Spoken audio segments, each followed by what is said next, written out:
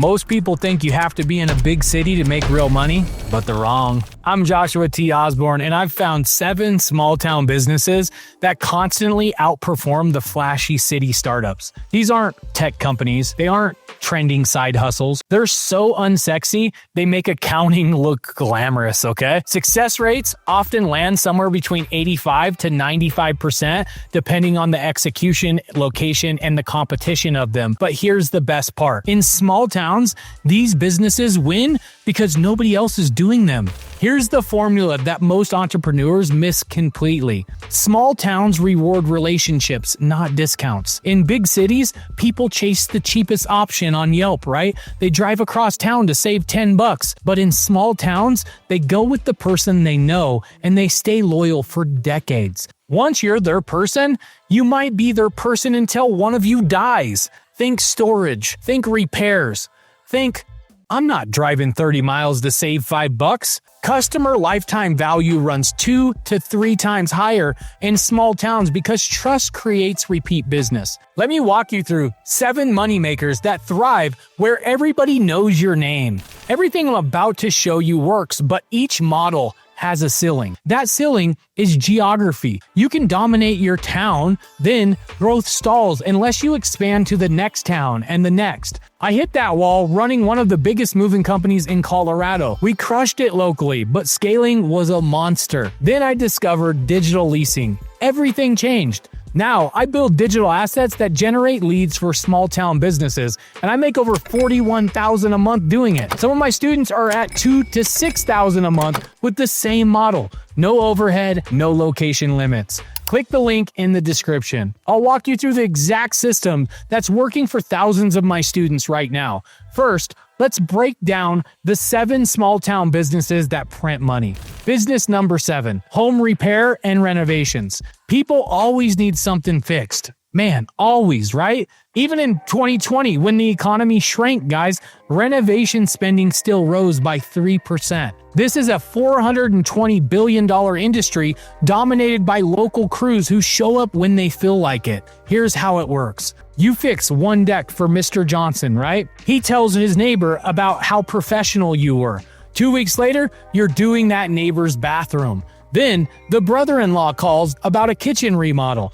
Competition is light here, guys, because most contractors in small towns are either book solid or completely unreliable. Generalists see anywhere from $45,000 to $75,000 a year working alone. Specialists, though, with crews push past $100,000 a year without even breaking a sweat.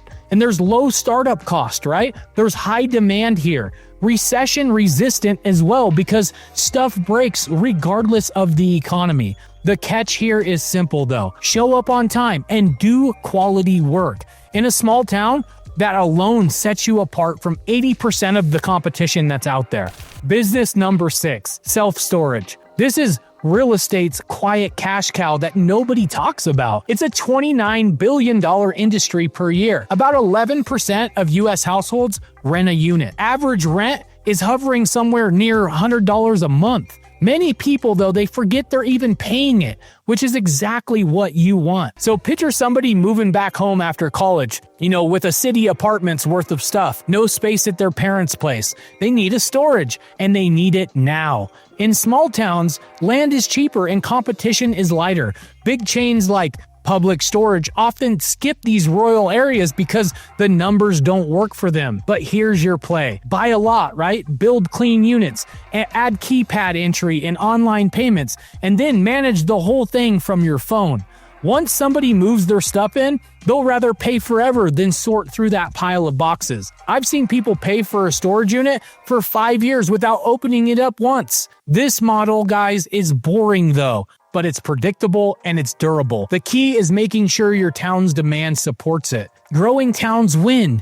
Shrinking towns struggle because people are leaving, not accumulating stuff. Business number 5, laundromats. Laundromats post success rates around 95% because people always need clean clothes. Startup cost is real though. It's typically going to run $100,000 to $300,000, but returns of 20 to 35% annually are common once you are established. Think about your customer base. College students, living in dorms, right? Traveling workers staying in weekly motels. Anybody whose washer just died. In a city, they have options, but in small towns, they make the drive 20 miles to the only decent laundromat. That means automatic traffic and minimal competition. Layer in drop-off services for busy people, add in dry cleaning partnerships, maybe install vending machines and ATMs, then you have multiple revenue streams in one location. No sales call required. Often minimal staffing for these places as well. Customers, literally guys, do the work for you while you collect quarters like a very profitable arcade owner, right? It's close to guaranteed money when you pick the right market and maintain clean, safe facilities. Do the demographic research though before you buy, okay? You need consistent foot traffic and people without in-home washers. Business number 4, vending machines. Vending often lands near a 90% success rate because the business model is bulletproof. It's not sexy and it's not new. It absolutely works though. Picture a factory worker at 2 a.m. during a night shift. The gas station is closed at 10 p.m. They still need a snack and an energy drink, right? Your machine is the only option for miles. Place machines in places like schools, gyms, break rooms, hospitals, and anywhere else people get stuck without options. One machine can make $50 to $300 a month depending on the location and foot traffic. But 10 machines can generate $1,000 to $5,000 monthly with minimal time investment. Startup costs are modest, right? A good machine runs $3,000 to $5,000. Maintenance is pretty simple. Income is predictable here. Performance, though, is going to depend entirely on placements and the product mix that you have. Energy drinks at the gym behave differently than a candy at an elementary school, right? The real money comes from finding locations where people have limited options and disposable income. Hospitals are gold mines, though, because stressed families will pay $2 for a 50-cent candy bar. Business number 3, rentals and landlords. Being a landlord often sits around 85% success rate because housing is always needed. In small towns, property costs less, right? Mortgages are lower, right? And cash flow is better than all those urban markets out there. But here's the scenario. You're a new nurse or plant manager moving to town for work. You need a place to live immediately. There may be 3 decent rentals in the whole area. That's opportunity hiding in plain sight. In small towns, decent rentals, guys, are like good Chinese food. Everybody claims there's some out there, but the actual list is embarrassingly short, right? So start with one property, okay? Residential or small commercial. You don't need to own it outright. You need a down payment and the ability to qualify for a mortgage. You don't want tenant headaches, right? So hire a property manager for 8 to 12% of the rent. Stack properties over time as cash flow allows. This is the slow wealth that just kind of compounds. Cash flow pays your bills now. Appreciation, though, builds wealth later, right? It's not completely passive, okay? So screen tenants well and maintain those properties well as well. Your reputation in a small town is everything. Business number 2, trucking and local transport. This is a $700 billion industry. Let me say that again. This is a $700 billion industry that most people never consider. About 70% of U.S. goods move by truck at some point in that supply chain, right? But small towns are the perfect launch pad because competition is limited and relationships matter more than price. Local grain elevators need grain hauled to producing factories, right? Small factories need raw materials delivered. But big carriers don't want these royal routes because the volume is too small for them. Start as just an owner-operator with just one truck.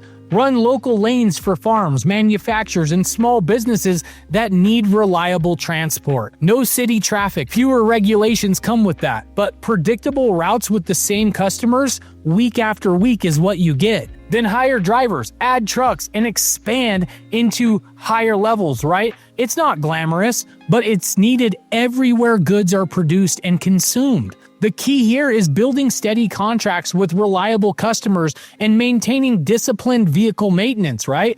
Because the average owner-operator is making $50,000 to $100,000 annually. Small fleets, they can generate you $200,000 to $500,000 in revenue with proper management. Business number 1, agriculture. Agriculture often sits near 88% success rate because food, guys, never goes out of style, right? But this isn't about becoming a farmer yourself. This includes seed sales, right? Fertilizer delivery, equipment repair, field drainage, and anything else that just keeps those farms running. Picture planting season. A $300,000 combine breaks down with the 500 acres of corn just waiting there to be harvested. Weather's coming in 3 days. Nobody's shopping around for the cheapest fix, right? They're calling whoever can get them running today, and they'll pay whatever it costs when this happens. AG Services turn farmers' emergencies into your revenue opportunities. You don't need 100,000 acres to get rich in agriculture.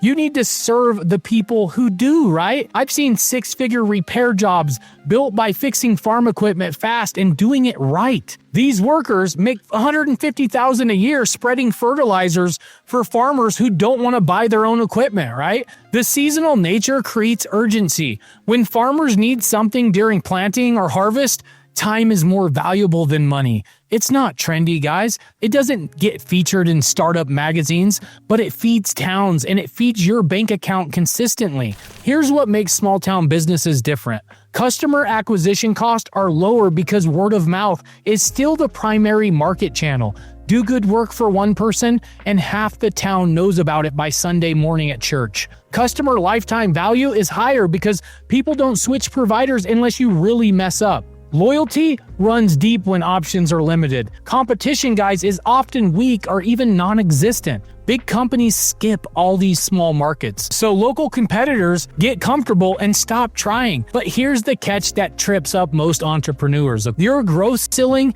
is the population around you. In small towns, that number barely moves year by year, right? That's exactly what led me to digital leasing. I was running one of the biggest moving companies in Colorado.